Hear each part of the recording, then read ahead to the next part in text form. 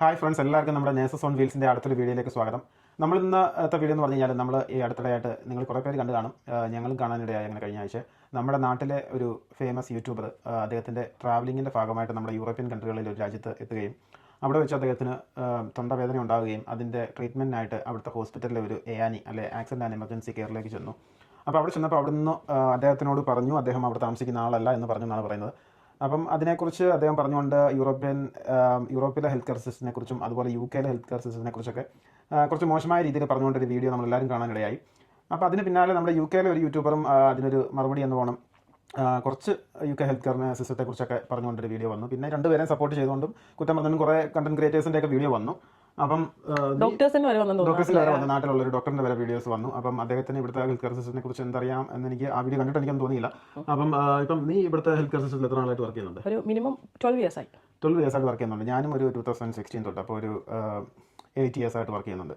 അപ്പം നമ്മൾ ഇത്ര നാൾ NHS വർക്ക് ചെയ്തു. പിന്നെ അതിന് മുമ്പ് കുറച്ച് നാൾ, അതായത് 2009 തൊട്ട് ഇന്ത്യയിൽ വർക്ക് ചെയ്തു, കുറച്ച് നാൾ മിഡിൽ ഈസ്റ്റിലും വർക്ക് ചെയ്തു.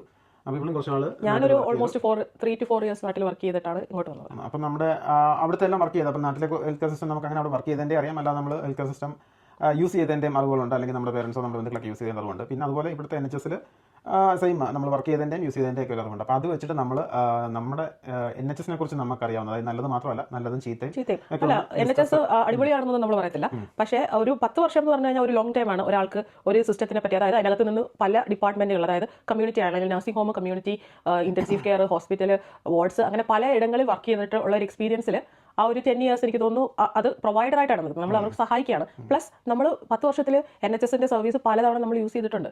അപ്പോൾ ആസ് എ പേഷ്യന്റും നമ്മൾ NHS പോയിട്ടുണ്ട്, അല്ലെങ്കിൽ ഹെൽത്ത് കെയർ ഒരുപാട് നമ്മൾ യൂസ് ചെയ്തിട്ടുണ്ട്. അപ്പോൾ അത് വെച്ചിട്ട് പറയുമ്പോൾ ഒരു 10 വർഷത്തിന്റെ എക്സ്പീരിയൻസ് എന്ന് പറഞ്ഞാൽ എനിക്ക് തോന്നുന്നു നമുക്കൊരു എക്സ്പീരിയൻസ് പറയാനുള്ള ഒരു മിനിമം ടൈം ഉണ്ടെന്ന് തോന്നുന്നു. അതെ, അപ്പോൾ നമ്മൾ പുറത്തുനിന്ന് നോക്കുന്ന ഒരാൾക്ക് നമ്മൾ AANI ജസ്റ്റ് പോകുന്നു, അല്ലെങ്കിൽ അവിടുന്ന് ട്രീറ്റ്മെന്റ് എടുക്കുന്നു, ട്രീറ്റ്മെന്റ് കിട്ടാതെ പോകുന്നത് മാത്രമല്ല NHS ഇംഗ്ലണ്ട് എന്ന് പറയുന്നത്. അപ്പം NHS ഇംഗ്ലണ്ടിന്റെ ഹെൽത്ത് കെയർ എന്ന് പറയുന്ന ഒരു വാസ്റ്റ് ആയിട്ടുള്ള സംഭവമാണ്. അതിൽ പ്രൈമറി, സെക്കൻഡറി, ടെർഷ്യറി, അല്ലെങ്കിൽ അതുപോലെ ഒരുപാട് നഴ്സിംഗ് ഹോം, പിന്നെ കമ്മ്യൂണിറ്റി ഹെൽത്ത് കെയർ, അങ്ങനെ ഒരുപാട് സിസ്റ്റംസ് ഉണ്ട്. അപ്പോൾ അതിൽ നമുക്കറിയാവുന്ന ഒരുപാട് കാര്യങ്ങളുണ്ട്. അതായത് ഒരു സാധാരണ ഒരാൾക്ക് അറിയാത്ത കാര്യങ്ങൾ, അതായത് ഇപ്പം ഫോർ എക്സാമ്പിൾ ഇപ്പോൾ UK 1 വർഷം 2 വർഷമായി വന്ന് വേറെ എന്തെങ്കിലും ഒരു ഫീൽഡിൽ വർക്ക് ചെയ്യുന്ന ഒരാൾക്ക്. അതിനൊരു എക്സാമ്പിൾ ഞാൻ പറയാം. ഞാൻ കഴിഞ്ഞ ദിവസം ഞാൻ ഇൻസ്റ്റാഗ്രാമിൽ റീൽ നോക്കുമ്പോൾ ഈ ഇടയ്ക്ക് സ്റ്റുഡന്റ് ആയിട്ട് വന്ന കൊച്ചാന്ന് തോന്നുന്നു. അതിന് രാത്രി ഉറങ്ങി എഴുന്നേറ്റിപ്പം ജലദോഷം, എന്താ സുഖം ഒന്നും പറയുന്നില്ല. അത് രാവിലെ അതിന് എണീറ്റ് ഒട്ടും വയ്യ. അപ്പോൾ അത് രാവിലെ ബ്രെഡും ബൂസ്റ്റും കഴിച്ചു. അത് കഴിഞ്ഞിട്ട് ഒട്ടും വയ്യ ബ്രെഡും ബൂസ്റ്റും കഴിച്ചു. അത് കഴിഞ്ഞിട്ട് ഒന്നും വെക്കാൻ വയ്യാത്തതുകൊണ്ട് അതിന്റെ ഫ്രണ്ട് അവർക്ക് എന്തോ മീൻകറിയോ ഒക്കെ ഉണ്ടാക്കി കൊടുത്തു. പുള്ളിക്കാരി ചോറും മീൻകറിയും ഒഴിച്ച് നല്ല അന്തസ്സായിട്ട് ഫുഡ് കഴിച്ചു. അപ്പോൾ അതാണ് ഓർത്തത്, എന്താ പിന്നെ ഇത്ര സ്ഥിതിക്ക് എന്നാ ഒന്ന് ഹോസ്പിറ്റൽ വരെ പോയേക്കാന്ന് പറഞ്ഞ് നേരെ ടൂർ പോകുന്ന പോലെ അർജന്റ് ട്രീറ്റ്മെന്റ് സെന്ററിലേക്ക് പോവാണ്. ചോറും അത് വീഡിയോ ഒക്കെ എടുത്താണ്. അവിടെ ചെന്ന അർജന്റ് ട്രീറ്റ്മെന്റ് സെന്ററിൽ ഇരിക്കുന്നവരെല്ലാം പ്രൈവസി മാനിക്കാതെ അവരുടെ ഫോട്ടോ എടുത്ത്, അല്ല അത് ഓർക്കണം, ചോറും മീൻകറിയും കഴിച്ചുകൊണ്ട് അർജന്റ് ട്രീറ്റ്മെന്റ് സെന്ററിൽ വയ്യാതെ പോകുന്ന ആൾക്കാരൊക്കെ ഞാൻ ആദ്യമായിട്ടാണ് കാണുന്നത്. ആ പേര് തന്നെയുണ്ട്, അർജന്റ് ട്രീറ്റ്മെന്റ് സെന്റർ. ആ പേരിനെങ്കിലും ഒന്ന് മാനിക്കണ്ടേ. അവിടെ ചെന്നിട്ട് പുള്ളിക്കാർ പറയുന്നത് 2 മണിക്കൂർ വെയിറ്റ് ചെയ്ത് ഡോക്ടറെ കണ്ടപ്പോൾ ഡോക്ടർ പറഞ്ഞത്രേ പാരസീറ്റമോളും ഐബുപ്രൂഫിനും കഴിക്കാനെന്ന്. പിന്നെ ഒരു ഫ്ലൂ സിംറ്റം, അതായത് ആ കൊച്ചിന് ചോറ് കഴിക്കാമെങ്കിൽ, മീൻകറിയും കൂടി ചോറ് കഴിക്കാമെങ്കിൽ ഒരു മിനിമം തൊണ്ടവേദന ഉണ്ടായിരുന്നെങ്കിൽ പോലും നമുക്ക് എന്തെങ്കിലും പറയാം. ഒരു തൊണ്ടവേദന പോലും ഇല്ല. ഒരു വൈറൽ ഇൻഫെക്ഷനുമായിട്ട്, അത് മിനിമൽ വൈറൽ ഇൻഫെക്ഷനുമായിട്ട് ഒരു AANI പോയി കാത്തിരുന്ന ഒരു പേഷ്യന്റിനോട് ഡോക്ടർ പിന്നെ ഇതിൽ നിന്ന് എന്താ പറയണ്ടേ, മോളെ ICU കിടത്താന്ന് പറയണോ, അത് ഇൻറ്റുബേറ്റ് ചെയ്യാനുള്ള അത്ര അസുഖം ഉണ്ടെന്നോ? ഇതേ പറയാൻ പറ്റുള്ളൂ. എന്നിട്ട് പറയാണ് എനിക്ക് നന്നായി ദേഷ്യം വന്നു. അപ്പോൾ ഈ കൊച്ചു പോയി 2 മണിക്കൂർ ഞങ്ങളുടെയൊക്കെ ലോക്കൽ AANI വന്നിട്ട് ഈ minimal cold and flu like symptom കൊണ്ടിരുന്ന 8 മണിക്കൂർ ഇരിക്കേണ്ടി വരും. അത് മിനിമം. ഈ പറയുന്ന ആൾ നാട്ടിലാണെങ്കിൽ, അതായത് ഗവൺമെന്റ് ഹോസ്പിറ്റൽ ഉണ്ട്, പ്രൈവറ്റും ഉണ്ട്. ഇപ്പോൾ ഇവിടുത്തെ ഗവൺമെന്റ് ആണ് NHS, ഇവിടെയും പ്രൈവറ്റ് ഉണ്ട്. ഈ പറയുന്ന ആൾ നാട്ടിൽ ഈ ഒരു സിംറ്റമായിട്ട് ഒരു പ്രൈവറ്റ് ഹോസ്പിറ്റലിലോട്ട് പോകുമോ? അതായത് പ്രൈവറ്റിൽ പോയി കഴിഞ്ഞാൽ എന്തായാലും എന്താ ചെയ്യുന്നത്, അവർ ആന്റിബയോട്ടിക് കൊടുക്കും. ഇല്ല, പ്രൈവറ്റ് ആശുപത്രിയിൽ ഞാൻ വർക്ക് ചെയ്തിട്ടുണ്ട്. ഞാൻ അവിടുത്തെ കാഷ്വാലിറ്റിയിൽ വർക്ക് ചെയ്തിട്ടുണ്ട്. നമ്മൾ വരുന്നവർക്ക് അവിടെ ഇരിക്കുന്ന പ്രൈവറ്റ് ആശുപത്രി എന്തോ ചാരിറ്റി ഒന്നും അല്ല, അവർ പൈസയ്ക്ക് വേണ്ടി നടത്തുന്ന ബിസിനസ് തന്നെയാണ്. വരുന്നവർക്കെല്ലാം നമ്മൾ പനിയാണെങ്കിൽ, ഫീവർ ഉണ്ടെന്ന് പറയുമ്പോൾ കമത്തി കിടത്തി ബട്ടക്സിൽ ഒരു മെഡാമോൾ ഇഞ്ചക്ഷൻ അങ്ങോട്ട് കൊടുക്കും. നല്ല തിക്കായിട്ടുള്ള വേദനയുള്ള മെഡാമോൾ ഇഞ്ചക്ഷൻ കൊടുക്കുമ്പോൾ അത് പാരസീറ്റമോൾ ആണ് ബേസിക്കലി നമ്മൾ കുത്തിവെക്കുന്നത്, IM. അപ്പോൾ അവർക്കൊരു സമാധാനം കേട്ടോ. ഇനി വീട്ടിൽ പോയി പാരസീറ്റമോൾ ഐബുപ്രൂഫിൻ കഴിച്ചു എന്ന് പറയുമ്പോഴത്തേക്ക് ആശ്വാസമായി. ഈ സാധനം കുത്തിവെക്കാതെ വായി കൂടെ കഴിക്കും മക്കളെ എന്ന് പറയുമ്പോൾ എന്ന് പറഞ്ഞ് കരയും. ബ്ലഡ് ടെസ്റ്റ് ചെയ്യും, അങ്ങനെ ഒരു ബില്ല് കൊടുക്കുമ്പോഴത്തേക്ക് ഒരു സമാധാനമായി. എന്നിട്ട് വൈറൽ ഫീവറിന് ആന്റിബയോട്ടിക് കിട്ടുവാണെങ്കിൽ അതിന് സന്തോഷം. ഇവിടെ ഓവർനൈറ്റ് പനി വന്ന ഒരാളുടെ കാര്യം പറഞ്ഞത്. അത് കഴിഞ്ഞാൽ കൊച്ചിന് അത്ര ദേഷ്യം വന്നിട്ടുണ്ടെങ്കിൽ ഓർത്ത് നോക്കണം, അപ്പുറത്തെ സൈഡിൽ 12 മണിക്കൂർ നമ്മൾ ട്രയാജ് ചെയ്താണ് ഒരു അർജന്റ് ട്രീറ്റ്മെന്റ് സെന്ററിലും AANI വർക്ക് ചെയ്യുന്ന സ്റ്റാഫിന് പേഷ്യൻസിനെ നോക്കുന്നത്. ആ ചെന്ന് മൂലം നോക്കിയാൽ അറിയായിരിക്കും 4-5 4-5 ദിവസമായിട്ട് ഛർദ്ദിച്ചോ ഒരുപാട് പ്രശ്നങ്ങൾ, വയറുവേദന എടുത്ത് നേരെ നിൽക്കാൻ പോലും വയ്യാത്ത ആൾക്കാരൊക്കെ അവിടെ പിടിച്ച് തൂങ്ങി നിൽപ്പുണ്ടായിരിക്കും. സിക്ക് ബൗളും പിടിച്ചിരിക്കുന്ന ആൾക്കാരുണ്ടാവും. അങ്ങനെയൊക്കെ ഉള്ള ആൾക്കാരാണ് അർജുൻ ട്രീറ്റ്മെന്റ് സെന്ററിൽ ഇരിക്കുന്നത്. അവിടെ അങ്ങനെയുള്ള ഒരു ഇമീഡിയറ്റ് ആയിട്ട് അറ്റൻഷൻ വേണ്ട ഒരു പേഷ്യന്റിനെ നോക്കേണ്ട 10-15 മിനിറ്റ് ആണ് ഒരു കാര്യമില്ലാത്ത കാര്യം പറഞ്ഞ് പോയിട്ട് അവിടെ ചെന്ന് ആ സമയം ആ ഒരു ടൈം സ്ലോട്ട് ബ്ലോക്ക് ചെയ്ത് കളയുക. അപ്പോൾ ഡോക്ടറിന്റെ അവസ്ഥ ഓർത്ത് നോക്കിയേ, ഇങ്ങനെ ആവശ്യമില്ലാത്ത സാധനങ്ങളുമായിട്ട് വരുന്ന ആൾക്കാരോട് ആ ഡോക്ടറിന് ദേഷ്യം വന്നിട്ടുണ്ടാവും. ഒരു അർഹതയുള്ള ഒരു പേഷ്യന്റിന്റെ സമയമാണ് കളഞ്ഞത്. എന്നിട്ട് ഇറങ്ങി വന്നിട്ട് ആ കൊച്ചു നേരെ പോയത് എങ്ങോട്ട് അറിയോ?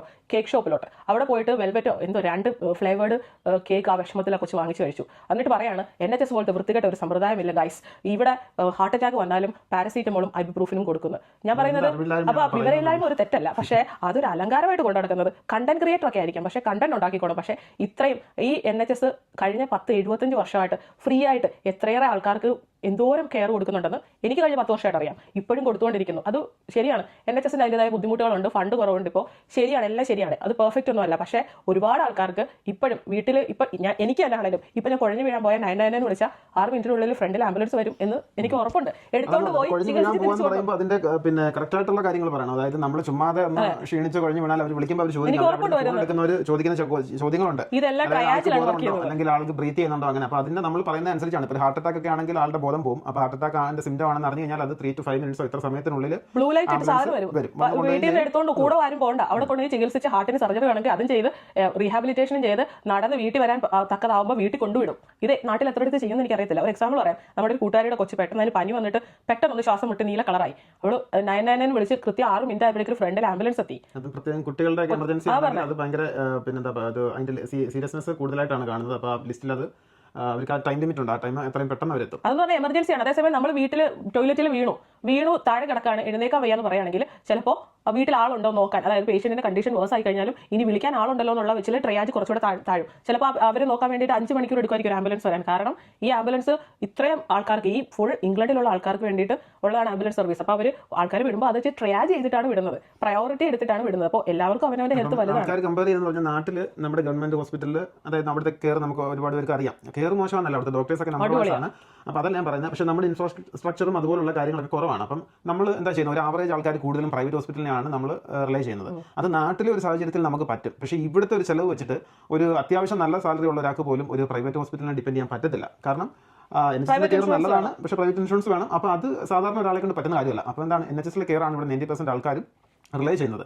അപ്പോൾ അവർക്ക് അതുപോലെ പ്രയോറിറ്റി ഉണ്ട്. കാരണം നമ്മുടെ നാട്ടിലെ കൂട്ടല്ല, നാട്ടിൽ ഇത്രയ്ക്ക് വരെ ഗവൺമെന്റ് ഹോസ്പിറ്റലിനെ നമ്മൾ പിന്നെ എന്താ പറയുക റിലൈ ചെയ്യുന്നുള്ളൂ. പക്ഷേ ഇവിടെ എന്ന് പറഞ്ഞാൽ അങ്ങനെയല്ല. പിന്നെ അതുപോലെ ഇവിടെ ലൈഫ് സ്പാൻ അല്ലേ, ഇവിടെ എന്ന് പറഞ്ഞു കഴിഞ്ഞാൽ ഇവിടുത്തെ പോപ്പുലേഷൻ്റെ 60% എൽഡർലി ആണ്. അപ്പോൾ അതിന്റെ അർത്ഥം എന്ന് പറഞ്ഞു കഴിഞ്ഞാൽ ബാക്കി 40% ഉള്ളൂ മര്യാദയ്ക്ക് നടക്കുന്ന അസുഖം ഉണ്ടായാലില്ലെങ്കിലും എൽഡർലി അല്ലാത്തത്. അപ്പോൾ ഈ മറ്റേ 60% പകുതി കൂടുതലും കെയർ ഹോമിൽ കിടക്കുന്നവരുണ്ടാവും, വീട്ടിൽ ചികിത്സ നടത്തും. ഒരുപാട് ഒരു കാര്യം എന്ന് പറഞ്ഞാൽ ഇവിടുത്തെ ആൾക്കാർ 100-110 കൂടുതൽ. അത് മാത്രം അവർക്ക് ഡിമെൻഷ്യ ഉണ്ടാവും, അൾഷൈമേഴ്സ് ഉണ്ടാവും. നാട്ടിലുള്ള ലൈഫ് സ്പാൻ അത്ര ഇല്ല. അതായത് ഒരു ആവറേജ് എന്ന് പറയുമ്പോൾ 70-75-80 മാക്സിമം. അപ്പോൾ ഇവിടെ അത്രയും പോപ്പുലേഷൻ കൂടെ ഉണ്ട്. അപ്പോൾ ഈ പോപ്പുലേഷൻ എല്ലാം ഫ്രീ ട്രീറ്റ്മെന്റ് കൊടുക്കുന്നത് NHS ആണ്. ഇനി നമുക്ക് അതിൻ്റെ എന്തൊക്കെയാണ് NHSന്റെ പല ഡിപ്പാർട്ട്മെന്റ് അല്ലെങ്കിൽ എന്തൊക്കെ കെയറുണ്ട്. നമ്മൾ ഏനി ഹോസ്പിറ്റൽ മാത്രമേ ഒരു സാധാരണ ആൾക്കാരിന് അറിയത്തുള്ളൂ. അപ്പോൾ അതല്ലാതെ ഒരുപാട് ഹെൽത്ത് കെയർ കൊടുക്കുന്ന ഒരുപാട് സംഭവങ്ങളുണ്ട്. അപ്പോൾ അതിനെക്കുറിച്ച് നമുക്കൊന്ന് ഡിസ്കസ് ചെയ്യാം അല്ലേ. ഓക്കെ, അപ്പം നീ ഇത്രയൊക്കെ പറയുമ്പോൾ ഇപ്പോൾ കേൾക്കുന്ന ഒരാൾ വിചാരിക്കും, ഓക്കെ ശരിക്കും ഒരു പനിയും അല്ലെങ്കിൽ ഒരു ചുമ അല്ലെങ്കിൽ തൊണ്ടവേദന വന്നാൽ അത് ചെറിയ കാര്യമല്ല, വരുന്ന ആൾക്ക്. അപ്പോൾ അയാൾ എന്താണ് ചെയ്യേണ്ടത് ഇങ്ങനെയുള്ള രാജ്യത്താണെങ്കിൽ? അതിനാണ് നമുക്ക് GP പ്രാക്ടീസ് എന്ന് പറയുന്ന ഒരു സംഭവം ഉള്ളത്. അതായത് ഇവിടെ താമസിക്കുന്ന ഒരാളാണെങ്കിൽ ഇവിടെ താമസിക്കുന്ന പറഞ്ഞാൽ ഇവിടെ താമസിക്കാൻ എലിജിബിൾ ആയിട്ടുള്ള ആള്, വിസയിൽ നിൽക്കുന്ന ആളോ സ്റ്റുഡന്റോ ഇവൻ വീട്ടിനാട്ടിൽ നിന്ന് വന്ന അച്ഛനോ അമ്മയോ ആവാം, അവരെ GP രജിസ്റ്റർ ചെയ്യാൻ ഓപ്ഷൻ ഉണ്ട്. അപ്പോൾ അവരാണെങ്കിൽ പോലും ഒരു പനിയും ചുമയും വന്നാൽ എല്ലായിടത്തും ആദ്യം ചെയ്യുന്ന നമ്മൾ പാരസിറ്റമോളും ഐബുപ്രൂഫിനും കഴിക്കുക എന്നുള്ളതാണ്. GP നമുക്ക് നേരെ കയറി ചെല്ലാൻ പറ്റുമോ? വേണ്ട, അതിന്റെ ആവശ്യമില്ല. വിളിച്ചിട്ട് അപ്പോയിന്റ്മെന്റ് എടുക്കാം. അപ്പോൾ അപ്പോയിന്റ്മെന്റ് കിട്ടാൻ വളരെ പാടാണ്. ഇല്ലാന്നല്ല, കിട്ടിയാലുള്ള കാര്യം പറയാം ആദ്യം. എസ്പെഷ്യലി ഇപ്പോഴത്തെ ഒരു ടൈമിൽ എന്ന് പറഞ്ഞാൽ അപ്പോയിന്റ്മെന്റ് കിട്ടാൻ വളരെ പാടാണ്. ഇത് കിട്ടിയാൽ തന്നെ അപ്പോൾ നമ്മൾ അവർ ചോദിക്കും ഫേസ് ടു ഫേസ് വേണോ ടെലിഫോൺ വേണോ എന്ന്. അപ്പോൾ ഏതാണെന്ന് വെച്ചാൽ നമ്മുടെ കൺവീനിയൻസ് അനുസരിച്ച് നേരിട്ട് കാണണം തോന്നുന്നത് നമുക്ക് നേരിട്ട് ചെയ്യാം, എന്നിട്ട് പോവാം. ഇല്ലെങ്കിൽ ഇപ്പോൾ നമ്മൾ തോന്നുവാണ് ഒരു ചെറിയ എന്തെങ്കിലും സിംറ്റമാറ്റിക് ആയിട്ടുള്ള ഒരു മെഡിസിൻ പ്രിസ്ക്രൈബ് ചെയ്ത് കിട്ടിയാൽ മതി എന്നുണ്ടെങ്കിൽ ഫോണിൽ കൂടെ പറഞ്ഞാൽ മതി. ടെലിഫോൺ അപ്പോയിന്റ്മെന്റ് കോവിഡ് കഴിഞ്ഞ പിന്നെ ടെലിഫോൺ അപ്പോയിന്റ്മെന്റ് നേരിട്ട് പോയി കഴിഞ്ഞാൽ അവർ നേരെ ആന്റിബയോട്ടിക് തരുമോ? ഇല്ല. കാര്യം എന്ന് വെച്ച് കഴിഞ്ഞാൽ ഇവിടെ ഇപ്പോഴത്തെ ഒരു സാഹചര്യത്തിൽ നമ്മുടെ UK ഇപ്പോൾ ഉള്ളത് 90% ഈ വരുന്ന cold and flu like symptoms ആണ്. അതുണ്ടാക്കുന്നത് വൈറലാണ്. അവർ ചോദിക്കും എന്താണ് ഒരു സിംറ്റം, പനി തുടങ്ങിയിട്ട് എത്ര ദിവസമായി? ഒരു 2 ദിവസം ആയുള്ള പനി, അത് പാരസെറ്റമോൾ ഇബുപ്രൂഫിൻ കഴിച്ചാൽ മാറും. പിന്നെ തൊണ്ടവേദന ഉണ്ടെന്ന് പറയുകയാണെങ്കിൽ ചിലപ്പോൾ തൊണ്ട എക്സാമിൻ ചെയ്യും. അതായത് ചിലർക്ക് ടോൺസിൽസ് എൻലാർജ്ഡ് ആയിട്ട് അത് ഇൻഫെക്ഷൻ ആവും. അങ്ങനെയുള്ള സംഭവത്തിൽ ആ ഇൻഫെക്ഷൻ മാറ്റാൻ വേണ്ടിയിട്ട് ഇൻഫെക്ഷൻ ഉണ്ടെങ്കിൽ അത് ബാക്ടീരിയൽ ആയി, ഇല്ലെങ്കിൽ അത് വൈറസ് തന്നെയാണ്. ആന്റിബയോട്ടിക് കൊടുത്ത് വൈറൽ ഡിസീസിനെ ട്രീറ്റ് ചെയ്യാൻ പറ്റത്തില്ല എന്നുള്ളതാണ് ബേസിക് ആയ നോളജ് എല്ലാവരും അറിഞ്ഞിരിക്കുന്നത്. വെറുതെ ആന്റിബയോട്ടിക് കഴിക്കാം, നമ്മുടെ റെസിസ്റ്റൻസ് കൂട്ടാം. അതായത് അടുത്ത തവണ ശരിക്കും ഒരു ബാക്ടീരിയൽ ഇൻഫെക്ഷൻ വരുമ്പോൾ ഈ ആന്റിബയോട്ടിക് കഴിക്കുമ്പോൾ നമുക്ക് ഇത്തവണ എഫക്ട് ചെയ്ത പോലെ അടുത്ത തവണ എഫക്ട് ആവത്തില്ല. അപ്പോൾ അതിലും കൂടി ആന്റിബയോട്ടിക്കിലേക്ക് പിന്നെ പോകേണ്ടി വരും. അത് പ്രിവെന്റ് ചെയ്യാൻ വേണ്ടിയിട്ടാണ് പിള്ളേരാണെങ്കിലും വലിയവരാണെങ്കിലും അവർ പറയുന്നതെന്ന് വെച്ച് കഴിഞ്ഞാൽ. പിന്നെ അത് മാത്രമല്ല, വൈറൽ ഇൻഫെക്ഷൻ വരുമ്പോൾ അവർ ഒരു കാര്യം ചോദിക്കും, നിങ്ങൾക്ക് ആസ്മ ഉണ്ടോ, പ്രായമാണെങ്കിൽ COPD ഉണ്ടോ, എന്തെങ്കിലും ലങ് കണ്ടീഷൻ ഉണ്ടോ, നിങ്ങൾ ഇമ്മ്യൂണോ കോംപ്രമൈസ്ഡ് ആണോ എന്നൊക്കെ അവർ ചോദിക്കും. അങ്ങനെയുള്ള ആൾക്കാർക്ക് അവർ പ്രിക്കോഷനായിട്ട് ചിലപ്പോൾ ആന്റിബയോട്ടിക് കൊടുത്തെന്ന് വരും. പക്ഷേ ഒരു നോർമൽ ഹ്യൂമൻ ബീങ് ഒരു അസുഖമില്ല, ഇപ്പം ഒരു കോൾഡ് ആൻഡ് ഫ്ലൂ ലൈക്ക് സിംറ്റമേ ഉള്ളൂ, ബോഡി പെയിൻ, ഇതുപോലെ 3 ദിവസമായിട്ട് അല്ലെങ്കിൽ 4 ദിവസമായിട്ട് ഹൈ ഫീവർ ഉണ്ട്, പക്ഷേ കഫ് ചെസ്റ്റി കഫാണ്, അതായത് ഇത് ഇപ്പം കഫമൊക്കെ കളർ മാറി മഞ്ഞ കളറായി എന്നൊക്കെ പറയുമ്പോൾ അത് ന്യൂമോണിയയിലേക്കുള്ള വഴിയാണെന്ന് മനസ്സിലാക്കി അവർ ആന്റിബയോട്ടിക് കൊടുക്കും. ഇപ്പം നമ്മളൊരു പനിയായിട്ട് GP അടുത്ത് ചെന്ന് അപ്പോൾ GPക്ക് തോന്നുവാണ് ഇത് സാധാ പനിയല്ല, വേറെന്തോ അസുഖത്തിന്റെ ഒരു സിംറ്റമാണ്, GPക്ക് കൈകാര്യം ചെയ്യാൻ പറ്റത്തില്ല. അപ്പോൾ എന്ത് ചെയ്യും അവരത് ബ്ലഡ് ടെസ്റ്റ് ചെയ്യും, അല്ലെങ്കിൽ അവർ നോക്കിയിട്ട് എമർജൻസി ആണെന്ന് കണ്ടു കഴിഞ്ഞാൽ അവർ നേരെ റിഫർ ചെയ്യും, അവർ ലെറ്റർ കൊടുക്കും, അല്ലെങ്കിൽ അവർ റിഫർ ചെയ്യും. അപ്പോൾ അവിടെ ചെന്ന് കഴിഞ്ഞാൽ നമ്മൾ അവിടെ വെയിറ്റിംഗ് ഇല്ലാതെ ഡോക്ടർ അവരെ കാണും. അപ്പോൾ അങ്ങനെ ഒരു കാര്യമുണ്ട് എമർജൻസി ആണെങ്കിൽ. പിന്നെ നമ്മൾ അപ്പം GP എടുത്ത് ചെന്നാൽ അതിനെന്തായാലും ഒരു സൊല്യൂഷൻ ആയി. അപ്പോൾ GPയിൽ അപ്പോയിന്റ്മെന്റ് കിട്ടാത്തവർ എന്ത് ചെയ്യും? അതിനാണ് നമുക്ക് നോൺ എമർജൻസി എന്ന് പറഞ്ഞിട്ട് 111 എന്ന് പറഞ്ഞൊരു സർവീസ് 24/7 ഈ രാജ്യത്ത് വർക്ക് ചെയ്യുന്നത്. അതെ, 24/7 ഉണ്ട്. നമുക്ക് GP അപ്പോയിന്റ്മെന്റ് കിട്ടിയില്ലെങ്കിൽ പേടിക്കേണ്ട കാര്യമില്ല, നമുക്ക് 111 വിളിച്ചു കഴിഞ്ഞാൽ എന്ത് ചെയ്യും? അതായത് ഇപ്പോൾ എനിക്ക് തന്നെ സംശയമാണ്, എനിക്ക് ഇന്ന സിംറ്റംസ് ഉണ്ട്, ഇത് പനിയാണോ ചുമയാണോ, ഞാൻ ആശുപത്രി പോകണോ, GP ഭയങ്കര നമുക്ക് കൺഫ്യൂഷൻ ആണെങ്കിൽ നമ്മൾ അവരെ വിളിച്ചിട്ട് നമ്മൾ ചോദിക്കുന്നത് ഇതൊക്കെയാണ് സംഭവം, ഞാൻ എന്ത് ചെയ്യണം? അപ്പോൾ അവിടെ ആൾക്കാർ ഇരിപ്പുണ്ട്, ഇത് ട്രെയിൻഡ് ആയിട്ടുള്ളവർ, അവരത് നോക്കിയിട്ട് പറയും നിങ്ങളുടെ ഇപ്പോഴത്തെ കണ്ടീഷൻ വെച്ചിട്ട് നിങ്ങൾക്ക് ഹോം മാനേജ്മെന്റ് മതി, ഇന്ന കാര്യങ്ങൾ ചെയ്യും. അല്ലെങ്കിൽ പറയും GPയിൽ അപ്പോയിന്റ്മെന്റ് ഞാൻ എടുത്തു തരാമെന്ന് പറഞ്ഞാൽ അവരെടുത്ത് കൊടുക്കും, അവരെന്നെ എടുത്തു തരും. അല്ലെങ്കിൽ പറയും അയ്യോ ഇത് കണ്ടിട്ട് നിങ്ങൾക്ക് എന്തെങ്കിലും ഒരു, അതായത് ഫോർ എക്സാമ്പിൾ തൊണ്ടയ്ക്ക് ഒരു പറയുന്നത് തൊണ്ടയ്ക്ക് എന്തോ അങ്ങ് മഞ്ഞ കളറിൽ ഇരിക്കുകയാണ് എന്ന് പറയും. അപ്പോൾ പറയാം ടോൺസിൽസ് ഉണ്ടാകും, ശ്വാസം മുട്ടലുണ്ട്. അപ്പോൾ നമ്മൾ പറയും GPയിൽ കിട്ടുന്നില്ലെങ്കിൽ നേരെ അടുത്തുള്ള ANE-ലോട്ടോ അല്ലെങ്കിൽ അർജന്റ് ട്രീറ്റ്മെന്റ് സെന്ററിലോട്ടോ പോകാം. അതായത് ഒരു നടക്കാൻ വയ്യാത്ത ഒരു സ്ത്രീ അല്ലെങ്കിൽ ഒരു പ്രായമായിട്ടുള്ള ഒരാളാണ്, ഇപ്പോൾ ഒരു വണ്ടി ഓടിക്കാനോ അല്ലെങ്കിൽ ഒരു വണ്ടി വിളിക്കാനോ ഉള്ള കഴിവില്ല, അപ്പം അദ്ദേഹം അങ്ങനെ പോയാൽ ഫോർ എക്സാമ്പിൾ ഇപ്പം നമ്മൾ ലണ്ടനിൽ ഇരിക്കുന്നതുകൊണ്ട് നമുക്ക് എല്ലാം എളുപ്പമാണ്. അതേസമയം ഡെവനിലൊക്കെ താമസിക്കുന്ന ആൾക്കാരുണ്ട്, അവർക്ക് 35 തുടങ്ങി 40 മൈൽസിലാണ് അവർ അടുത്ത ഹോസ്പിറ്റൽ ഉള്ളത്. അത് അവർക്ക് നോർമലാണ്, അത്രയും ട്രാവൽ ചെയ്താണ് അവർ ഹോസ്പിറ്റലിൽ പോകണം. പക്ഷേ ഇത്രയും പ്രായമായിട്ട് കട്ടിലേ എണ്ണിക്കാൻ വയ്യെങ്കിൽ നമ്മൾ അവരുടെ അസുഖം നോക്കും. അസുഖം നോക്കിയിട്ട് ആണോ ശരിക്കും 999 ആണെങ്കിലും 111 ആണെങ്കിലും ആദ്യം അവരുടെ അസുഖം നോക്കും. അതായത് അവർ ഇമീഡിയറ്റ് ആയിട്ട് കെയർ വേണോ നോക്കും. വേണ്ടെന്നുണ്ടെങ്കിൽ അവർക്ക് ശരിക്കും ഒന്ന് ഹോസ്പിറ്റലിൽ പോയാൽ മതി, പക്ഷേ കുഴപ്പമൊന്നുമില്ല, ഡോക്ടറെ കണ്ടാൽ മതി. ആ ഒരു അവസരമാണെങ്കിൽ നമ്മൾ അവർക്ക് ട്രാൻസ്പോർട്ട് ബുക്ക് ചെയ്യും. ആംബുലൻസിൽ തന്നെ ട്രാൻസ്പോർട്ട് ആംബുലൻസ് ബുക്ക് ചെയ്യും അവർക്ക് വേണ്ടി, അവരെ വീട്ടിൽ ചെന്ന് അത് ട്രാൻസ്പോർട്ട് പർപ്പസ് ആണ്. അവർ വീട്ടിൽ കൊണ്ടുപോയിട്ട് വീട്ടിൽ നിന്ന് ANE-യിൽ കൊണ്ടുപോകും, അങ്ങനെ ട്രാൻസ്പോർട്ട്. അതല്ലാന്നുണ്ടെങ്കിൽ നമ്മൾ അല്ലാത്ത ആംബുലൻസ്, അതായത് ഭയങ്കരമായിട്ട് ശ്വാസം മുട്ടൽ ചെറിയ രീതിയിലുണ്ട്, ഇച്ചിരി ഡേഞ്ചർ ആണ്, പേഷ്യന്റ് ഒറ്റയ്ക്കാണ്, അപ്പോൾ നമ്മൾ അവർക്ക് ആംബുലൻസ് ബുക്ക് ചെയ്ത് കൊടുക്കുക. അതെന്ന് പറഞ്ഞാൽ കാറ്റഗറി 3 ആണ്, അതായത് അതിന് വെയിറ്റിംഗ് ടൈം ഉണ്ട്. അതായത് ഒരുമാതിരിപ്പെട്ട എല്ലാ കേസിനും കാറ്റഗറി 3 ആംബുലൻസ് ആണ് വരുന്നത്. അതേസമയം പെട്ടെന്ന് ശ്വാസം മുട്ടലാണ്, ഇപ്പം മരിക്കും എന്നുള്ള രീതിയിൽ, അതായത് നല്ല ഇച്ചിരി ഡേഞ്ചർ ആണ്, ഇമീഡിയറ്റ് ത്രെറ്റ് അല്ല, പക്ഷേ പ്രശ്നങ്ങളുണ്ടെങ്കിൽ ഡേഞ്ചറിലേക്ക് പോകണം. ആസ്മ അറ്റാക്ക് അതിന്റെ ഒരു തീക്ഷ്ണത വെച്ചിട്ട് അവരൊക്കെ നമ്മൾ അയക്കുന്നത് CAT 2 ആണ്. അതേസമയം സ്ട്രോക്ക്, അനാഫിലാക്റ്റിക് റിയാക്ഷൻ ഒക്കെ ഇപ്പോൾ ചാവാൻ പോകുന്ന അതൊക്കെ അല്ലേ, അതൊക്കെ കാറ്റഗറി 1 ആണ്. അത് പെട്ടെന്ന് വരും, 5 തുടങ്ങി 7 മിനിറ്റോ അങ്ങനെ ആ ഒരു ഗ്യാപ്പിൽ വരും. ഇങ്ങനെയൊക്കെ വളരെ ഇമ്പോർട്ടന്റ് ആണ്, എത്രയും പെട്ടെന്ന് ആംബുലൻസ് എത്തിയിട്ട് അത് സമയം വെച്ചിട്ടാണ്, ഇത്ര സമയത്തിനുള്ളിലാണ്. ഇപ്പൊ നമ്മുടെ നാട്ടിൽ എങ്ങനെ സ്ട്രോക്ക് വരുന്ന ഒരാൾക്ക് എങ്ങനെയാണ്? നമ്മൾ അതിലത്തോളം ചേട്ടനെ വിളിക്കും, എന്നിട്ട് അവരെല്ലാം കൂടെ പറ്റുമെങ്കിൽ കാർ കയറ്റിക്കൊണ്ടു പോകും, അല്ലെങ്കിൽ ആംബുലൻസ് എല്ലാവർക്കും കൂടെ ആശുപത്രി പോകാം. അല്ലാതെ ഇപ്പൊ നാട്ടിലെ ഹെൽത്ത് സിസ്റ്റം മോശമാണെന്ന് ഞാൻ പറയത്തില്ല. ഞാൻ നാട്ടിൽ വന്നാൽ 1-2 ഡോക്ടേഴ്സിനെ കണ്ടിട്ടുണ്ട്. അതായത് ഇപ്പൊ ഞാനാണെങ്കിലും മോശം പറയരുത്, എനിക്കൊരു ഡയഗ്നോസിസ് വേണമെന്നുണ്ടെങ്കിൽ ഞാൻ നാട്ടിൽ പോകും. കാര്യം എന്ന് വെച്ചാൽ നാട്ടിലെ ഡോക്ടേഴ്സിനെ പോലെ ഡയഗ്നോസ് ചെയ്യാൻ മിടുക്കന്മാരെ ഞാൻ ഇവിടെ വളരെ കുറച്ച് കണ്ടിട്ടുള്ളൂ. അവരെന്ന് പറഞ്ഞാൽ മിടുക്കരാണ്, പക്ഷേ അൺഫോർച്ചുനേറ്റ്ലി എല്ലാവരും പ്രൈവറ്റ് ഹോസ്പിറ്റലാണ് വർക്ക് ചെയ്യുന്നത്. ഡോക്ടറെ കാണാനുള്ള ഫീസ് ഉണ്ട്, ഗവൺമെന്റിലുള്ള ഇല്ലാന്നല്ല. പിന്നെ അതുപോലെ ഗവൺമെന്റിൽ നല്ല ചികിത്സ കിട്ടുന്നില്ല എന്നല്ല, കിട്ടും, പക്ഷെ അവിടെയും എല്ലാവരും നല്ല ഓർത്ത് നോക്കിയാൽ എനിക്ക് തന്നെ അറിയാം. എൻ്റെ ആങ്ങളുടെ കയ്യിൽ ഇവിടെ ഒരു ചെറിയൊരു അബ്സസ് പോലെ വന്നിട്ട് ഗവൺമെന്റ് ആശുപത്രിയിൽ ഓപ്പറേഷൻ ചെയ്യാൻ വേണ്ടി അവിടുത്തെ ഡോക്ടർ വീട്ടിൽ കൊണ്ട് കാശ് കൊടുക്കുമ്പോഴാണ് നമുക്ക് ബെറ്റർ കെയർ കിട്ടുന്നത്. അതുപോലെ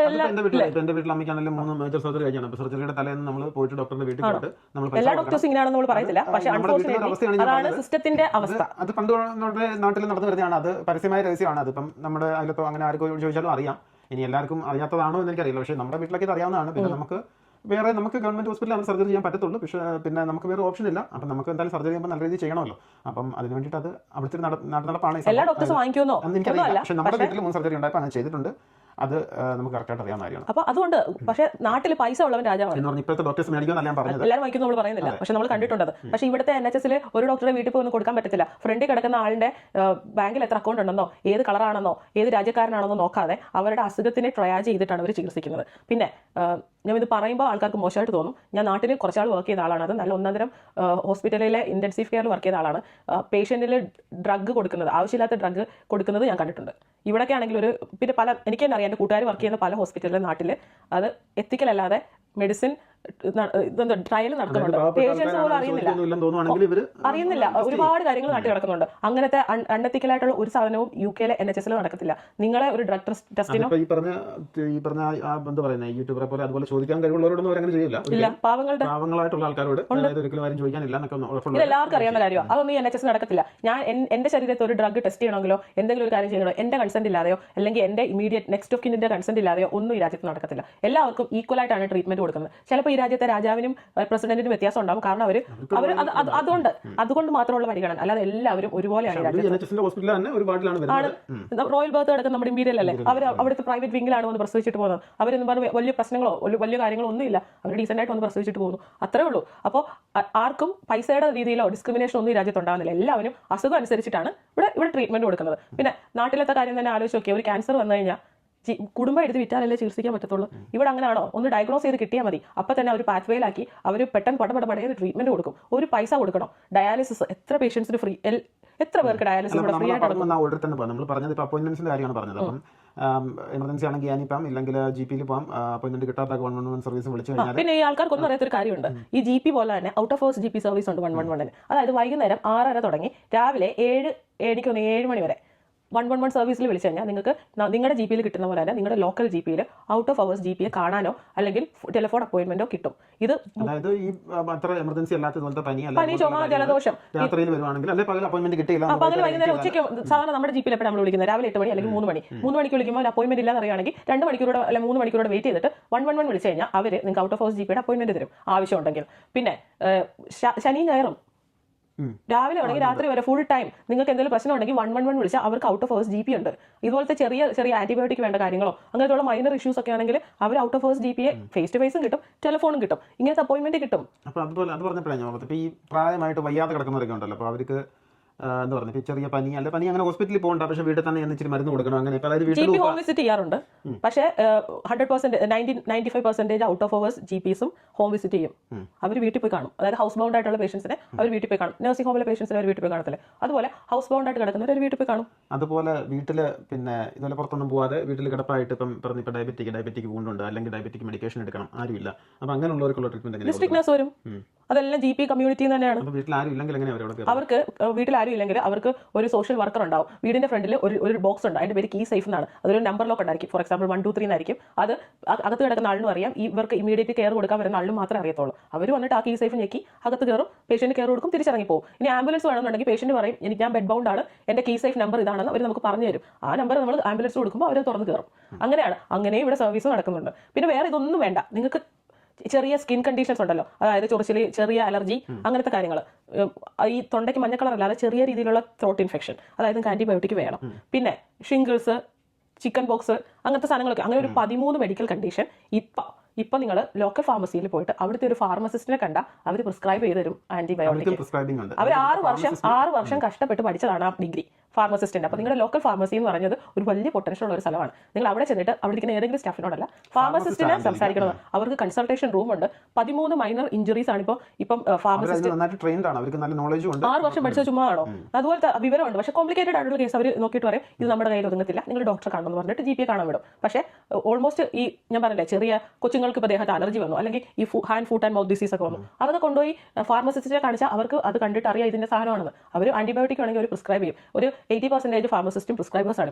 ഇപ്പോൾ എന്ന് പറയുമ്പോൾ ചിലപ്പം ചില ലോക്കൽ ഫാർമസിയിലൊന്നും കാണത്തില്ല, പക്ഷേ വലിയ ഫാർമസിയൊക്കെ ഉണ്ട്, ബൂട്ട്സ് ഒക്കെ, അവിടെയൊക്കെ ചെന്ന് കഴിഞ്ഞാൽ ലോയിഡ്സ് ഫാർമസി അങ്ങനെയുള്ള ഫാർമസിയിലൊക്കെ ഫാർമസിസ്റ്റുകൾ പ്രിസ്ക്രൈബേഴ്സ് ആണ്. അപ്പോൾ അതുകൊണ്ട് അങ്ങനെ ചെയ്യാൻ പറ്റുന്നുണ്ട്. നിങ്ങൾ GPയിൽ വിളിക്കുമ്പോൾ GP പറയത്തില്ലേ ഇന്ന മൈനർ ഇഞ്ചുറി ആണെങ്കിൽ ആ തൊണ്ടവേദന വന്ന് വെച്ച് ഫാർമസിയിലും പോലും പോകണ്ട. അത് അവിടുത്തെ ലോക്കൽ ടെസ്കോയിൽ പോയിട്ട് 40 പെൻസ് കൊടുത്ത പാരസിറ്റമോൾ കിട്ടും, 40 പി. എന്നിട്ട് ചിലപ്പോൾ 2 പൗണ്ട് കൊടുത്ത ഐബുപ്രൂഫിൻ, 2 പൗണ്ടാന്ന് തോന്നുന്നു, ഐബുപ്രൂഫിൻ കിട്ടും. 2.5 പൗണ്ടിൽ ആ കൊച്ചിന്റെ അസുഖം മാറും. ആ ചോറും മീൻകറിയും കഴിച്ചിട്ട് അതിന്റെ കൂട്ടത്തിൽ ഇച്ചിരി വെള്ളത്തിന്റെ കൂടെ ആ ഐബുപ്രൂഫിനും പാരസിറ്റമോളും കഴിച്ച് വീട്ടിൽ സുഖമായിട്ട് റെസ്റ്റ് എടുത്താൽ മാറാവുന്ന പ്രശ്നങ്ങൾ മാത്രമേ ഉള്ളൂ. അതിന്